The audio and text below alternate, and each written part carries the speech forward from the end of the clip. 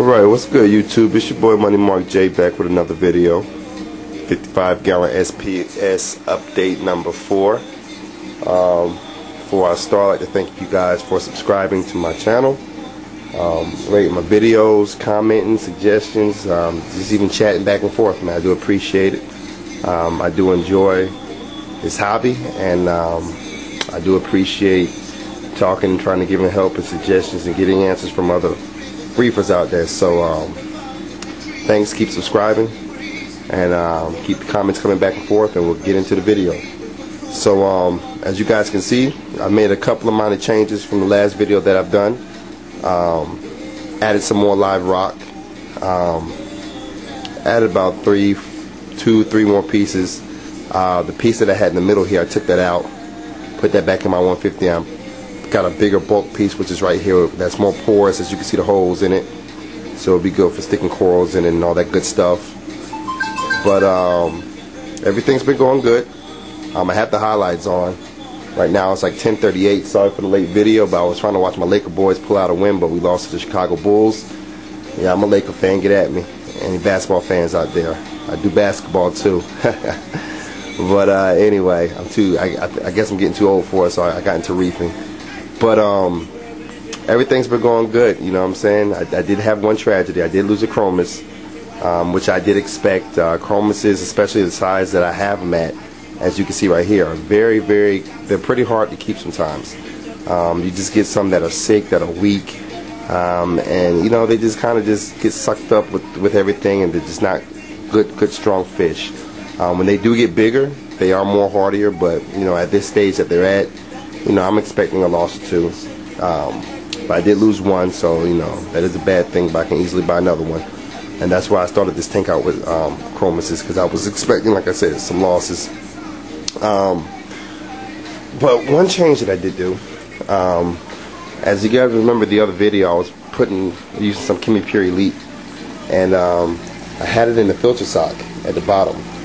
And the reason why I had it in the filter sock is because I had 2 overflow boxes, and I wanted all the water to go through the Chemi Pure Elite. But since now I have one overflow box, I decided to put it back here. This is back there sitting now. All the water's passing through it. I think this is better. I actually like it up here better than the filter sock. My filter sock was getting jet black from the carbon sitting right in the sock. So I kind of like it there. All the crabs are doing good.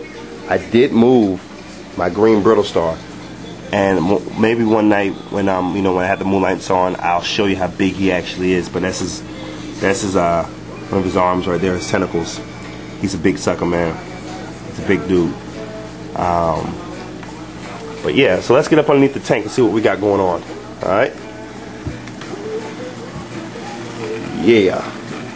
I made a couple of changes up underneath the tank also. As you can see, I added a power strip right there. Just hung it up right there, nothing fancy, just hung it up, got my stuff plugged into it right there. Just in case if I need to turn the power off real quick, I go ahead and click that little red button. It's better than unplugging everything in the back. I used to have it back over there. Plugged everything up right here. And I got my Phosban Reactor going. Got some royal false in the mail, actually came in yesterday. Did not like how it came in. The box was all crushed. The product was okay, but I hate when you order anything in the mail and it comes with the instructions inside the container. The instructions were sealed in plastic, but still it got wet for some. It was still wet, and it was just like damp, and it was like, what's the purpose? Why don't you just tape it to the outside of the container? But maybe that's something that Royal Falls can look at. I mean, what I'm hearing from the product is excellent. But, you know, I mean, I got my product and it was here on time. It was good. I do appreciate that from Marine Depot. But just the fact how it came in, I was kind of like scratching my head. But anyway, I got the Royal Falls in there. I don't know if I have it going too much. I think this is good enough. It's not moving around too much, but I mean, it is dancing around a little bit. And it is clear up above. I have a MaxiJet 12 running on it, which is right here. So it's sucking water into the Phosban Reactor, which is, you know, is nearly almost open all the way. Water shoots down, stirs all that good stuff up, and pushes it back up out of the return, have the pipe going. And remember that one hole that I was going to seal up? Well, I left it open, and I'm glad I did. It came out in good hand. Goes through that hole. And if you guys can see, it goes up,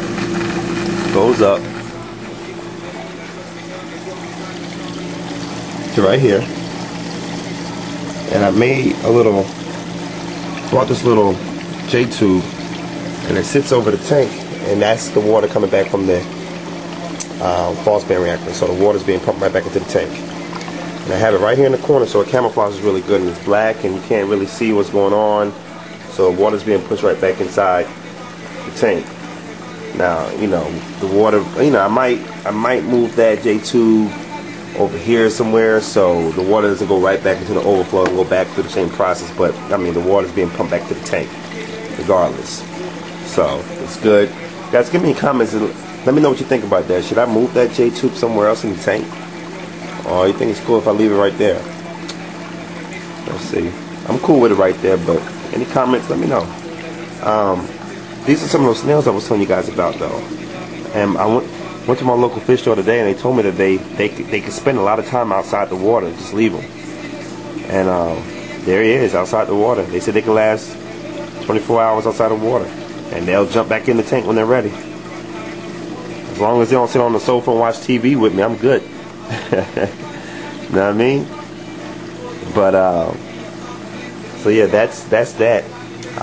Really happy with the Phosban Reactor. As you guys remember, my phosphate was at 0.05. And some of that was because of my trash can I was using, and you know, since I stopped using that trash can, I'm going to monitor my phosphates. I want 0 phosphates before I put any coils in this tank. I want everything to be perfect before I put my first coil in this tank. I'm looking at some chillers right now. If you guys know any good ones, let me know. I'm researching, shopping, asking around. It's better to buy a used one first or a new one. I got mixed answers.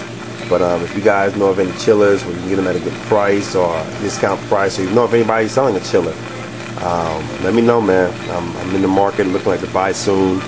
I really nothing big and crazy expensive, just something that, you know, handles the job. Also, I'm bugging my wife right now to buy me an aquarium controller. We'll see how that goes. But you know, I can really use these things as, you know, as I was on vacation. And when you go on vacation, man, you need something to take care of your tank. You know what I'm saying? Especially when you have corals. So you know, we'll see what happens. But the next purchase I'll probably get is some dosing pumps. That's something that's more you know, I can afford it right now. Chiller, I want to save up and shop around for the best, take my time on that. But we'll see what happens. But calcium's is around 450, 460, which is good. I'm happy with that. My DKH is at stable at 8 DKH, and I'm happy with those levels. I'll keep them there. pH is 8.4, and while I'm talking about pH, let me talk to you guys about something. I had an API test kit, high range pH, and I was getting down to the last bit of it, but I still had some in there. And I was testing my pH, and every time I would put the 5 drops, if you guys know anything about API test kits, you know with the pH, you add 5 drops to your water, you shake the tube, and it should be purple or, you know, a light yellow color. But I've noticed every time I used it on both tanks, the 150 and the 55, it was yellow, like light yellow, like as if my pH was really low. So I was like, okay, this isn't right. You know, I know my pH. If your alkalinity and everything it's fair. If you're dosing with your alkalinity and calcium, 2-part dosing correctly, your pH will not be affected, even if your magnesium is straight. If you have all those 3, magnesium, alkalinity, and calcium in order, your pH is automatically taken care of. But I noticed that my pH was looking like it was yellow, so today I went and bought a new pH test kit, and I used it brand new, and it actually read the right reading, which was 8.4 on the money. So guys, if your test kits are getting low, yo, buy a new one, because when you get toward the end of the test kit, I noticed that they're not accurate. got to be careful. You can get false readings and you can mess up your tank some kind of way. I didn't know what was going on. I showed the video last time when I showed the video of my pH was kind of low. And it was due to because that test kit was getting really low, and it was just, you know, maybe it was old. Maybe there's a time limit on those test kits. I'm not sure. But the test kit was giving me false readings, so I bought a new one. Same test kit, but bought a new one, and my pH is reading at 8.4, which it should. So I'm happy about that. So, but yeah, everything's been going good, man. Chromis are eating. The hermit crabs, as you can see, are moving about, just chilling, kicking it.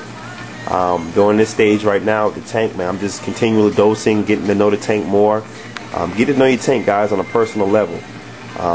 You know, as you dose, you'll know. And me right now, I have no corals, nothing in my tank. So I'm dosing right now for my calcium. I'll show you. I showed this in the last video, but I'll show you guys what I'm doing. The V-ionic. I dose #1 first, the alkalinity, and these little caps right here, they're really good because they have all these markings on them. Let me see if I can get this on the camera. See the mLs, the milliliters.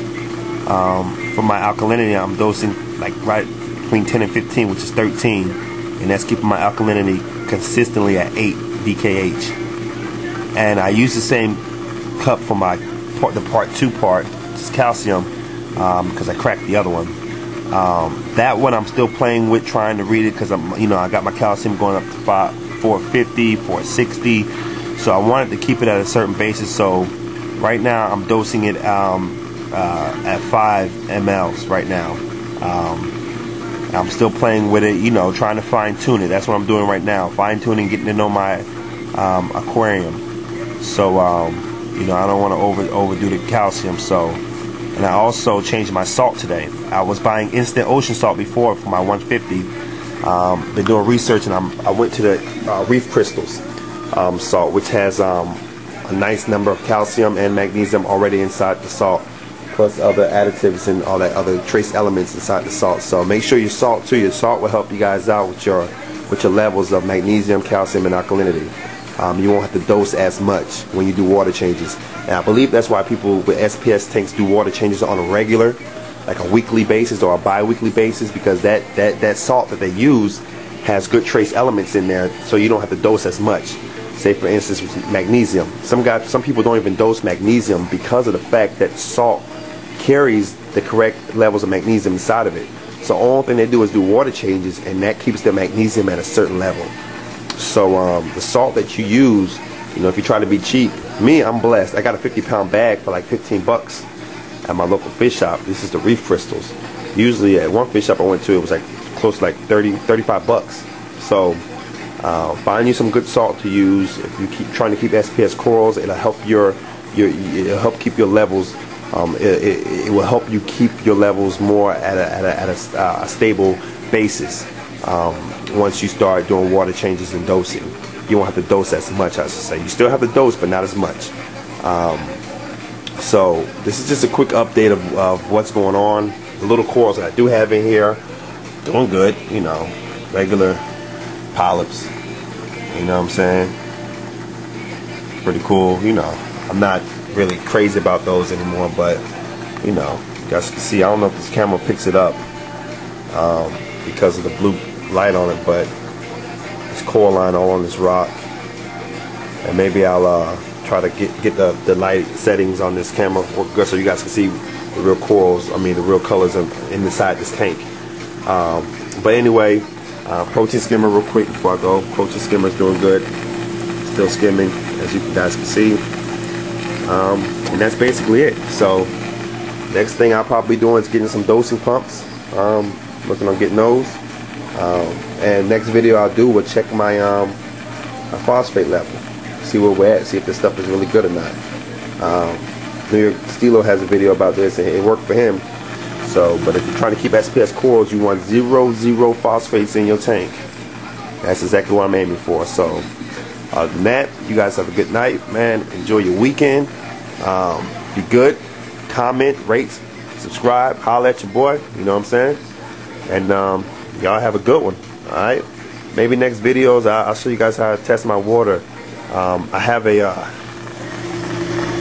Red Sea magnesium test kit, which was, oh man, it was hard trying to learn how to do that, but I finally mastered it. I saw a video on YouTube showing how to do it, so I guess I'll show you guys how I test my magnesium, calcium, and alkalinity. Let me know. Any way I can help you guys out, let me know. And you guys have a good one. 55 gallon SPS update number 4. It's finished. Number 5 up next. Peace. Be good.